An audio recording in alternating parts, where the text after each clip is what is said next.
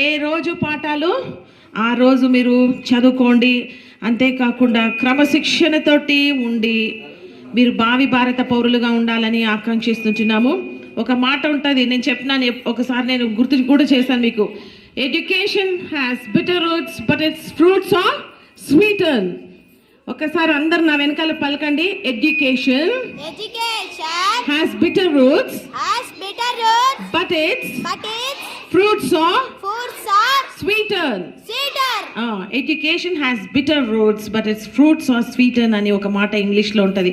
అంటే ఆ మాట ఎట్లా అంటే, ఈ చదువు మీరు చదువుకుంటున్నారు కదా, అది చిన్నప్పుడు వేర్లతో ఉన్నప్పుడు కష్టంగా ఉంటుంది. ఎట్లా ఉంటుంది? ఎందుకు మేడం ఎప్పుడు చూసినా కోపగించుకుంటున్నారు, చదవట్లేదు అని మా మీద అని నా మీద చాలా మంది కోపం ఉంటుంది. కానీ నేనేం బాధపడ్డాను. ఎందుకు తెలుసా? మీరు చదువుకొని భావి భారత పౌరులుగా తీర్చిదిద్దబడాలంటే ఏం చేయాలా? You have to read well. బాగా చదువుకున్నప్పుడే మీకు